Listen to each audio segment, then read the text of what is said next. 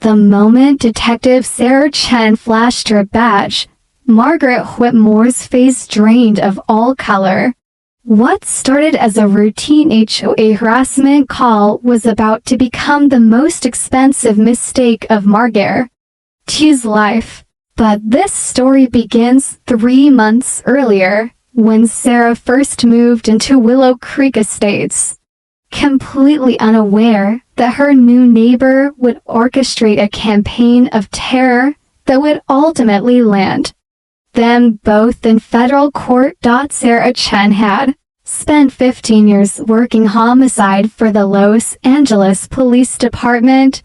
She'd seen the worst of humanity, solve cases that made headlines, and earned the respect of her peers through sheer determination and an uncanny ability to read people. When she finally saved enough to buy a modest 2-bedroom house in the suburban paradise of Willow Creek Estates, she thought her days of dealing with criminals were behind her.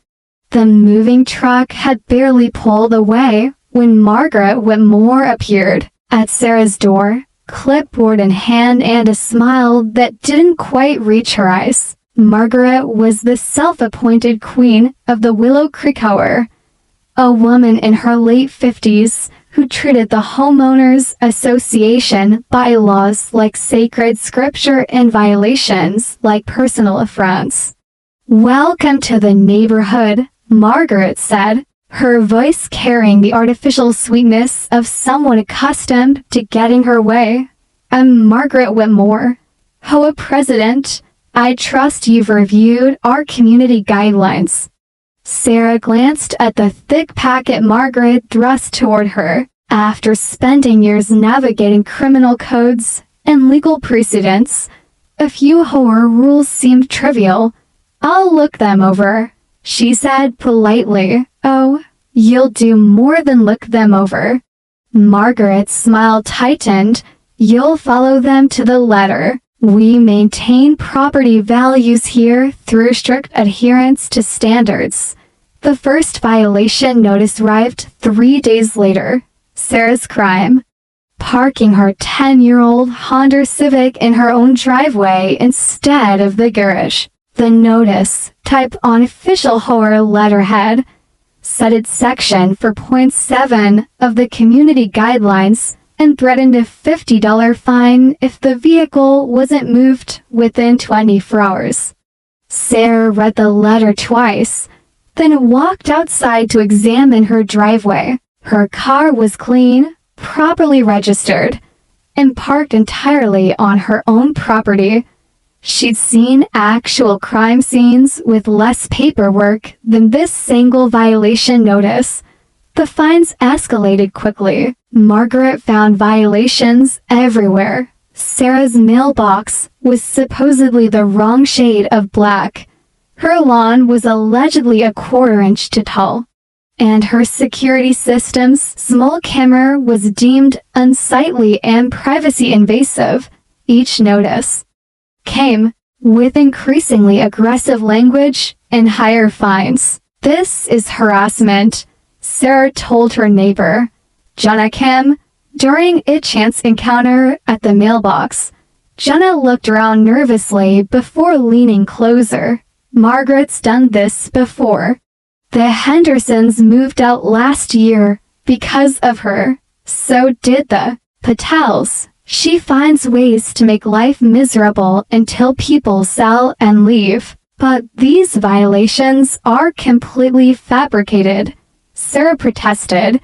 "Doesn't matter. She controls the HOA board. Her husband's the treasurer, and her best friend is the secretary. Good luck fighting it." Sarah's detective instincts kicked in. That evening, she began documenting everything, photographing her property, recording the exact height of her grass, measuring distances, and keeping detailed records of every interaction with Margaret. If this was war, Sarah would fight it with the methodical precision that had made her successful in law enforcement. The harassment intensified.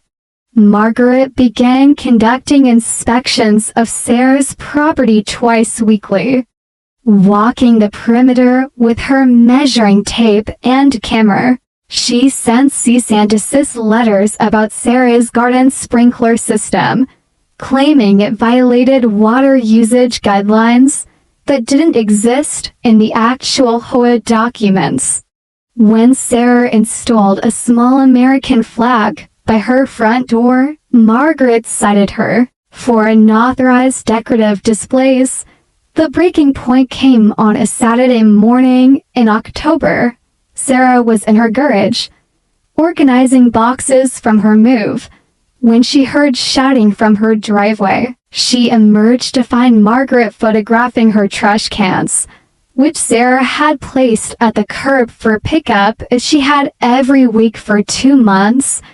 These are out 14 hours early, Margaret announced, not looking up from her camera. That's a $100 fine, plus the accumulating penalties from your previous violations. The garbage truck comes at different times, Sarah said, maintaining her composure despite the rage building inside her chest. I'm not psychic. The guidelines clearly state the guidelines are selectively enforced harassment tools, Sarah interrupted. And I'm done playing your games. Margaret's eyes flashed with something dark and triumphant. We'll see about that. I'm calling the police to report your threatening behavior and trespassing. Trespassing? This is my property. You're clearly unstable and pose a threat to this community, Margaret said, already dialing 911. Officer, I need immediate assistance. A hostile resident is threatening me and appears to be having some kind of breakdown. As Margaret spoke to the dispatcher, weaving a tale of aggression and mental instability that bore no resemblance to reality, Sarah realized she was witnessing something far more sinister than petty neighborhood disputes. This was a calculated pattern of abuse, designed to force her from her home through legal intimidation and false accusations. The police cruiser arrived within minutes. 2 officers stepped out, their expressions serious as they approached the 2 women standing in Sarah's driveway. Margaret immediately launched into her performance, tears flowing as she described months of harassment, threatening behavior, and her fear for her safety. Ma'am, the lead officer said to Sarah, we are going to need you to step away from Mrs. Whitmore and calm down. Sarah looked at the officers, then at Margaret's smug expression, and made a decision that would change everything. She reached slowly into her back pocket and withdrew her leather badge holder, flipping it open to reveal her LAPD detective shield. The transformation in Margaret's face was instantaneous and complete.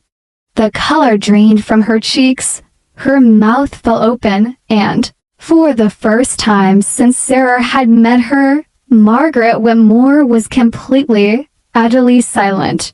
Detective Sarah Chen had dealt with plenty of criminals who thought they were smarter than the police. Margaret Whitmore was about to learn that some people fight back harder when cornered. And Sarah had 15 years of experience cornering people who thought they were untouchable. The responding officers, Johnson and Martinez from the local suburban precinct, immediately shifted their demeanor once Sarah identified herself. After a brief, professional conversation, they departed, with a warning to Margaret about filing false police reports. But Sarah knew this was far from over. If anything, she'd just escalated a neighborhood dispute into something much more serious. That night, Sarah sat at her kitchen table, surrounded by every HOA document, violation notice, and piece of correspondence she'd received. Her detective training had taught her to look for patterns, and the pattern here was crystal clear: systematic harassment designed to force a property owner to sell and leave. The question was whether Margaret was acting alone or as part of a larger scheme. She started with public records. Within an hour, she discovered that 3 families had sold their homes in Willow Creek Estates within the past 18 months, all after extended conflicts with the HOA. More interesting was what happened to those properties afterward. Each had been purchased by Whitmore Properties, LLC, a company registered to Margaret's husband, Robert Whitmore. "Son of a bitch," Sarah muttered, leaning back in her chair. This wasn't just harassment, it was a real estate scam. The next morning, Sarah called in a personal favor. Detective Mike Rodriguez had worked with her for 8 years before transferring to the white-collar crime division. If anyone could help her navigate the legal complexities of what she was uncovering, it was Mike. "Let me get this straight," Mike said over coffee at their usual diner. "Your HOA president is harassing homeowners into selling.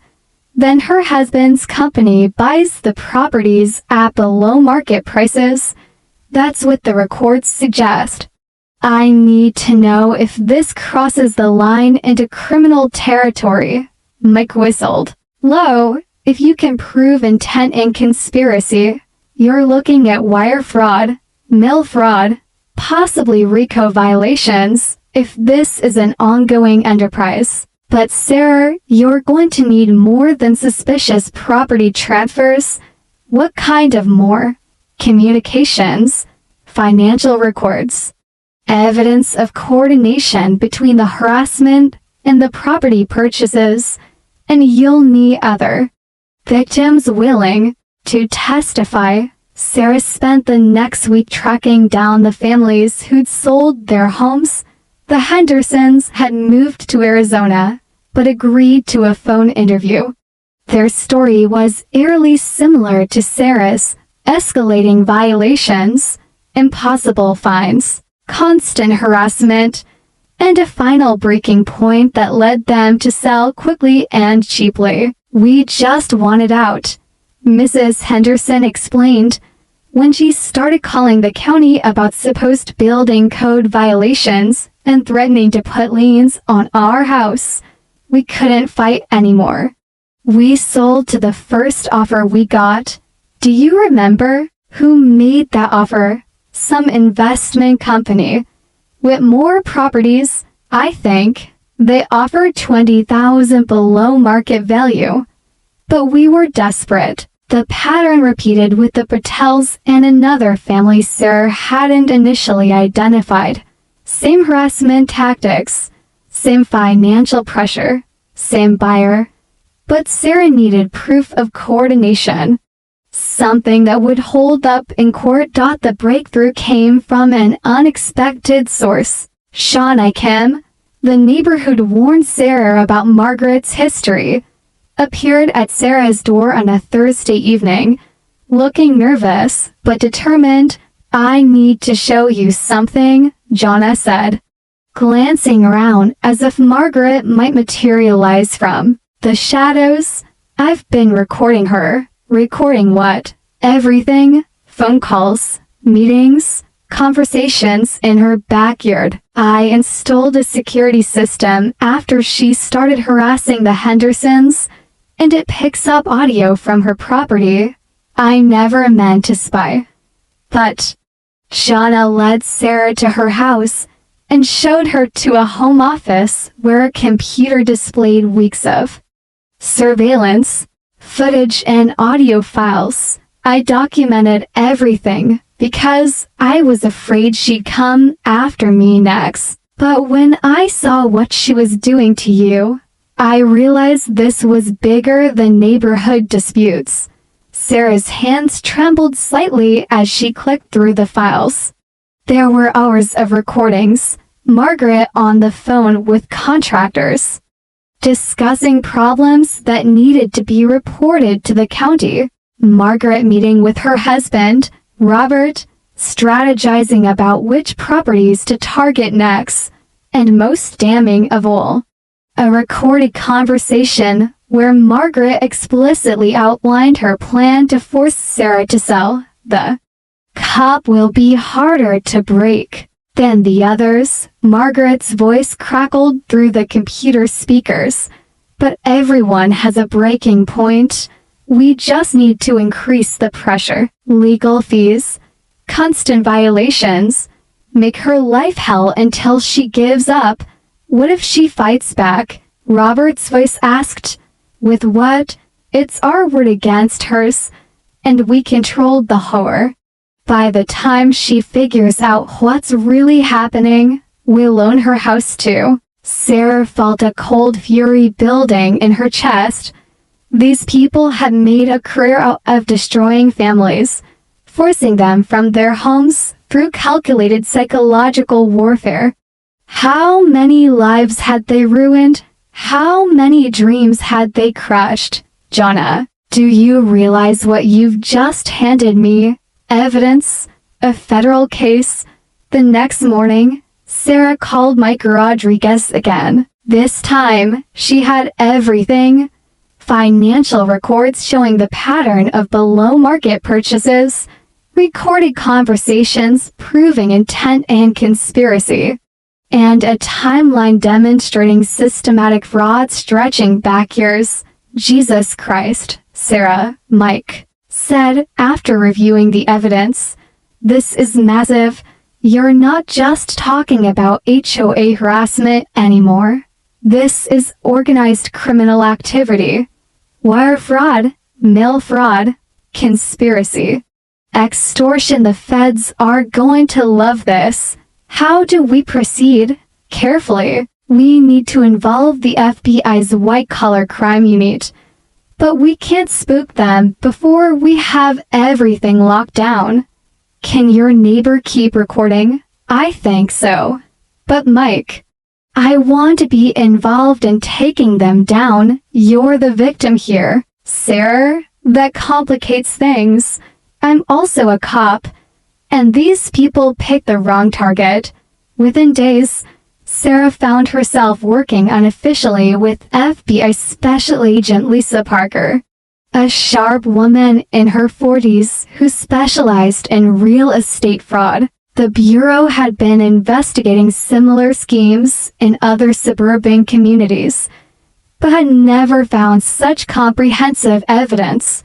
We want to let this play out a bit longer, Agent Parker explained during a clandestine meeting at a coffee shop 30 miles from Willow Creek Estates. Let them keep creating evidence while we build the case, but we need you to maintain the facade that you're just another frustrated homeowner. How long? Few more weeks? Maybe a month. Can you handle that? Sarah thought about the Henderson family, forced from their home by psychological warfare. She thought about the Patels, who'd lost their life savings when they had to sell quickly. She thought about all the future victims if this scheme continued.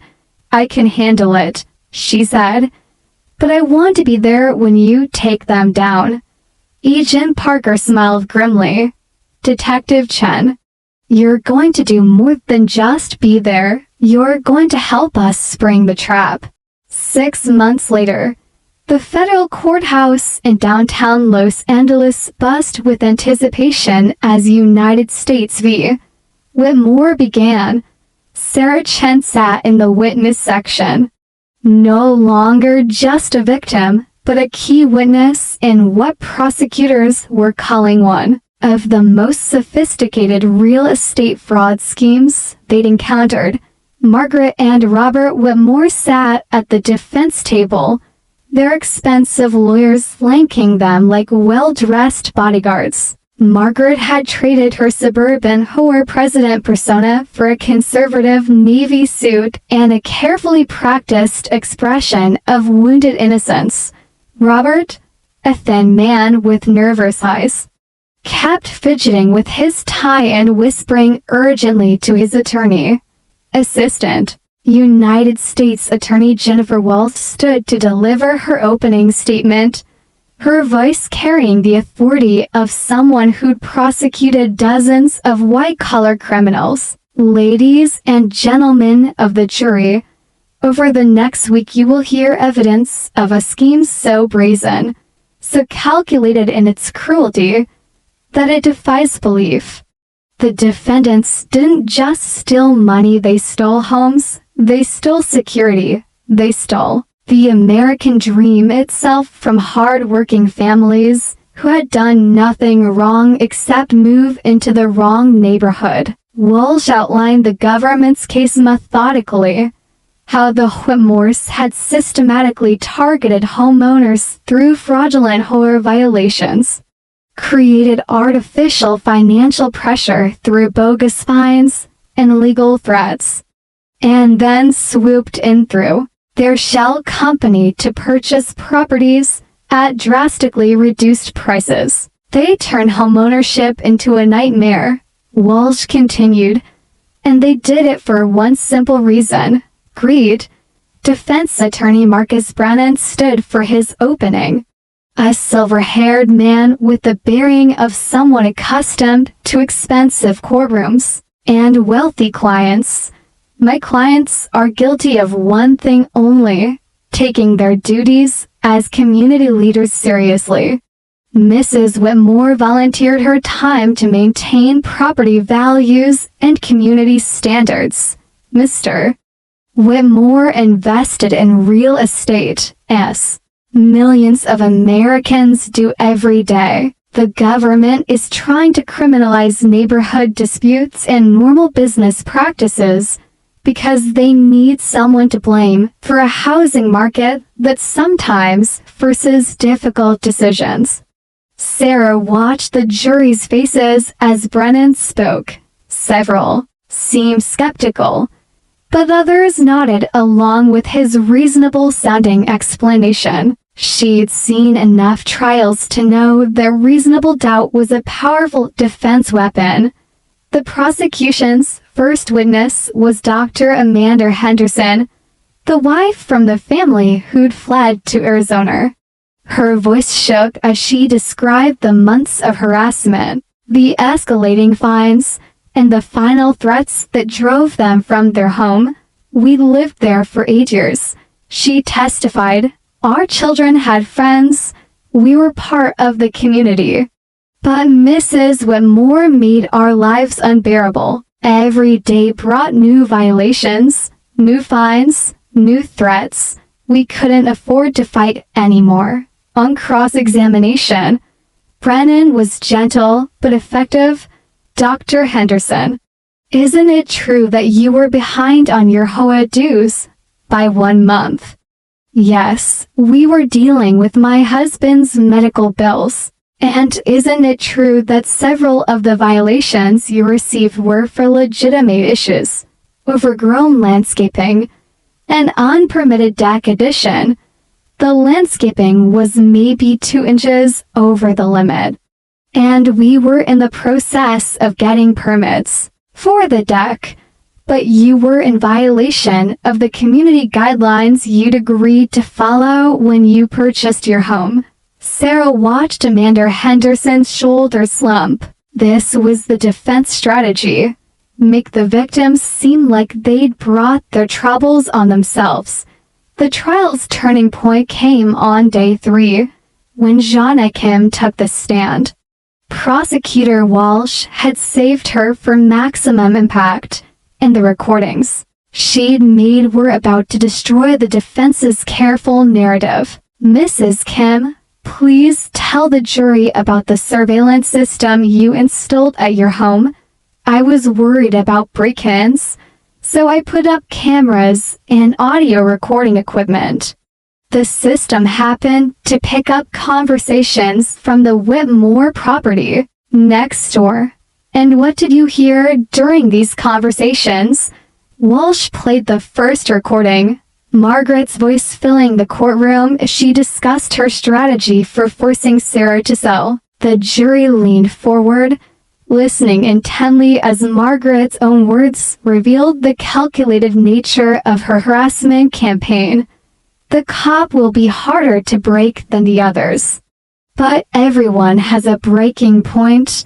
We just need to increase the pressure. Legal fees, constant violations, make her life hell until she gives up.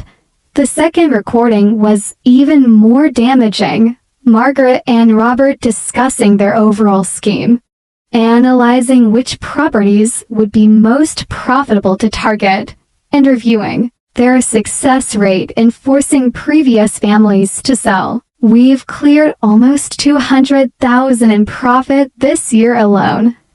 Robert's voice said through the courtroom speakers. The Henderson place was perfect. Desperate sellers, quick closing. No inspection contingencies. Brennan objected repeatedly, claiming the recordings were obtained illegally. But Judge Patricia Morrison had already ruled them admissible during pretrial hearings. The audio quality was crystal clear, and Margaret's voice was unmistakable. During cross-examination, Brennan tried to discredit Jonna Kim, suggesting she was a disgruntled neighbor with her own on the gender. But the recordings spoke for themselves, and Kim's calm, consistent testimony reinforced their authenticity. Mrs. Kim, why didn't you come forward sooner with these recordings? I was scared. Margaret Whitmore controlled the horror. I thought if I said anything, she'd come after me next. So you spy on your neighbors instead. I documented criminal activity. There's a difference. The prosecution's star witness took the stand on day 4.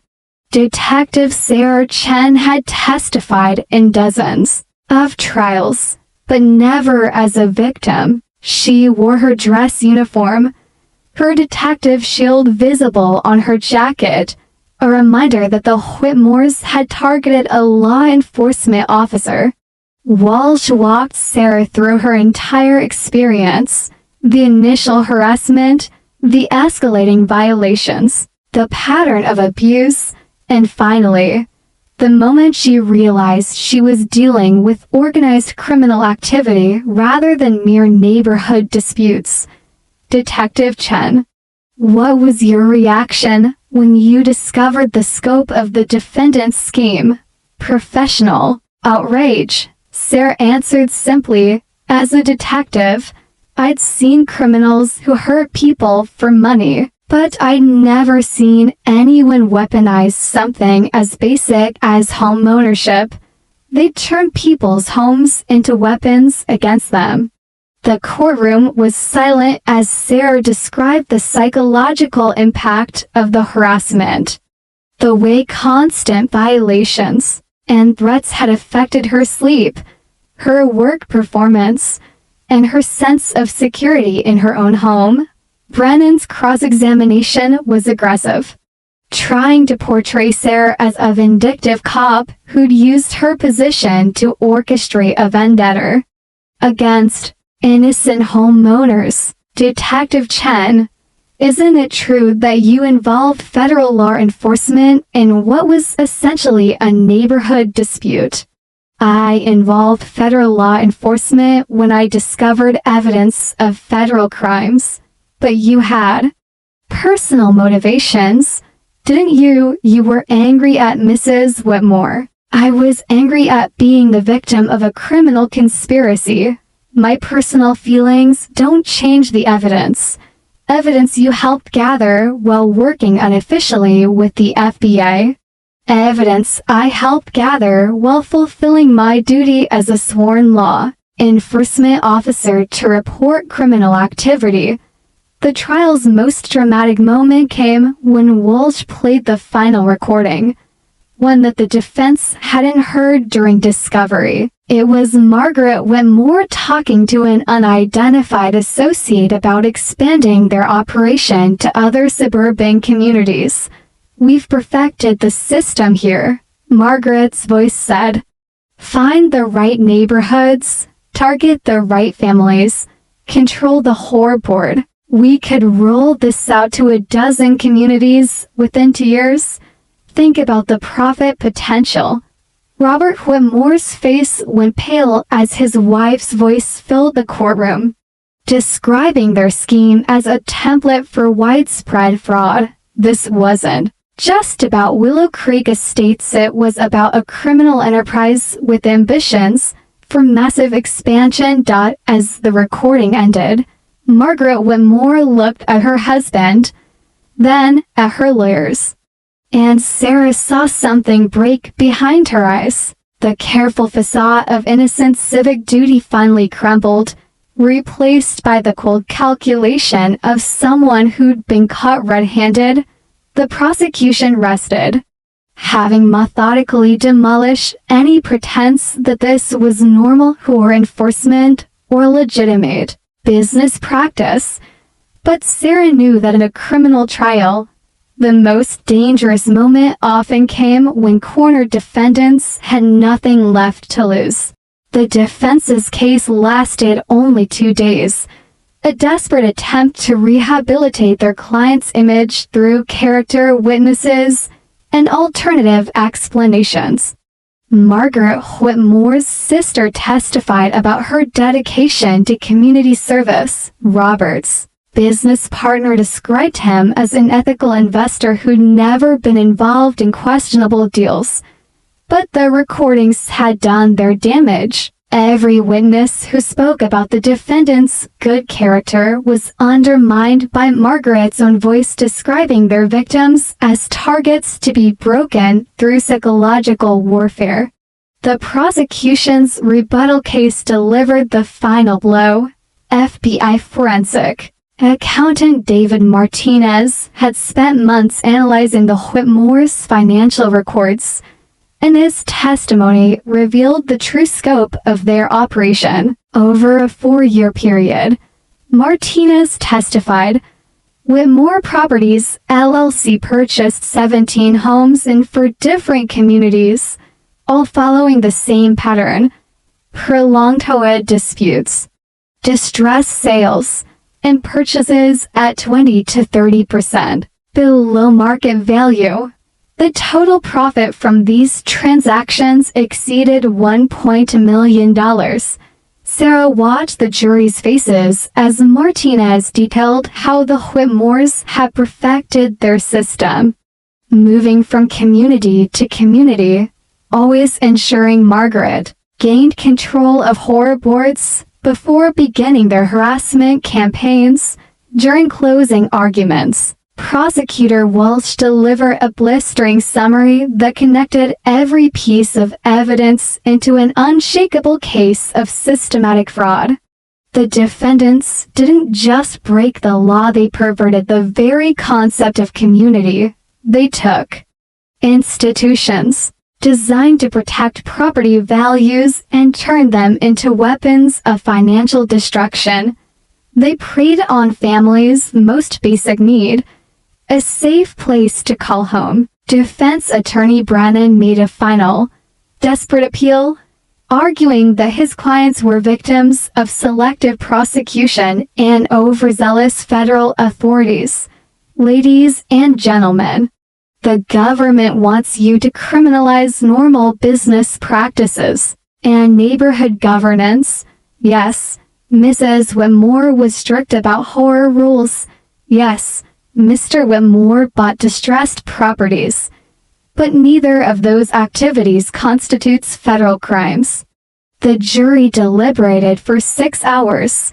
When they returned, the 4 women stood with the gravity of someone delivering a life-changing verdict. On the charge of conspiracy to commit wire fraud, we find the defendant Margaret Whitmore guilty. On the charge of conspiracy to commit mail fraud, we find the defendant Margaret Whitmore guilty. The guilty verdicts continued, count after count, for both defendants. Margaret Whitmore stared straight ahead, her face a mask of disbelief. Robert buried his face in his hands, his shoulders shaking. But the real shock came during the sentencing hearing 3 months later. Judge Morrison had reviewed pre-sentence reports, victim impact statements, and financial analyses. As she prepared to announce the sentences, she made an observation that stunned everyone in the courtroom. This case represents more than simple fraud. Judge Morrison began. The defendants created a template for systematic exploitation that could have been replicated across thousands of communities nationwide. They didn't just steal money, they corrupted the very foundations of community governance. Margaret Whitmore received 8 years in federal prison. Robert received 6 years. But Judge Morrison wasn't finished. However, during my review of this case, I discovered information that requires immediate attention from federal prosecutors. The judge looked directly at the prosecution table, where Attorney Walsh sat with her team. The financial analysis reveals that Whitmore Properties LLC was not the only entity involved in these transactions. Bank records show regular payments to a consulting company called Community Standards Associates, which appears to have provided guidance on HOA manipulation techniques to operators in at least 12 states. Sarah felt her blood run cold. The Whitmores weren't just running a local scam, they were part of a nationwide network. I am referring this matter to the FBI's Organized Crime Division for investigation into what appears to be a much larger criminal enterprise. As court adjourned, Sarah caught sight of Margaret Whitmore being led away in handcuffs. For just a moment, the eyes met, and Margaret smiled, not the artificial smile of a suburban HOA president, but the cold smile of someone who knew she was just one small part of something much bigger. 3 weeks later, Sarah sat in FBI Special Agent Parker's office, reviewing evidence that Community Standards Associates had been operating in suburban communities across the country, training local HOA presidents in harassment techniques and connecting them with investment companies ready to buy distressed properties. We're looking at hundreds of victims, Parker explained, maybe thousands. Your case in Willow Creek Estates was just the tip of the iceberg. So Margaret was telling the truth about expanding the operation. She was following a playbook that already existed. We've found evidence of similar schemes in Arizona, Florida, Texas, Colorado. Anywhere there are suburban communities with active HOA boards. Sarah leaned back in her chair, processing the magnitude of what they'd uncovered. How do we stop something this big? The same way we stopped the Whitmores, one case at a time, one community at a time. And we're going to need experienced investigators who understand how these schemes work. Parker slid a business card across the desk. The Bureau's Real Estate Fraud Task Force is looking for someone with your background, someone who's been on both sides of this type of crime. Sarah picked up the card, thinking about all the families who'd been driven from their homes, all the communities that had been corrupted by greed disguised as civic duty. When do I start? 6 months later, Detective Sarah Chen had become Special Agent Sarah Chen, leading a federal task force that had identified Community Standards Associates operations in 37 states. The network was larger and more sophisticated than anyone had imagined, but it was finally being dismantled piece by piece. As she sat in her new office, reviewing case files from another suburban community where families were being systematically harassed out of their homes. Sarah's phone rang. Agent Chen, this is Detective Rodriguez, Phoenix PD. We've got a situation here that matches your Whitmore case exactly. HOA harassment, distress sales, the whole pattern. And the president of this HOA just mentioned someone named Margaret. Whitmore gave her advice on maintaining community standards. Sarah smiled grimly as she reached for her travel bag. Margaret Whitmore was serving her sentence in federal prison, but her legacy of corruption was still spreading. Fortunately, now there was someone ready to stop it. I'll be on the next flight to Phoenix, Sarah said, and Detective, when you arrest the HOA president, make sure she knows that the homeowner she's been harassing just happens to be a retired FBI agent. I want to see her face when she realizes she picked the wrong target. The war against community standards associates was far from over. But Sarah Chen had learned something important during her ordeal in Willow Creek Estates. Sometimes the best way to fight back against bullies is to become someone they never expected to mess with in the first place. Justice had been served in her case, but justice for thousands of other families was just beginning.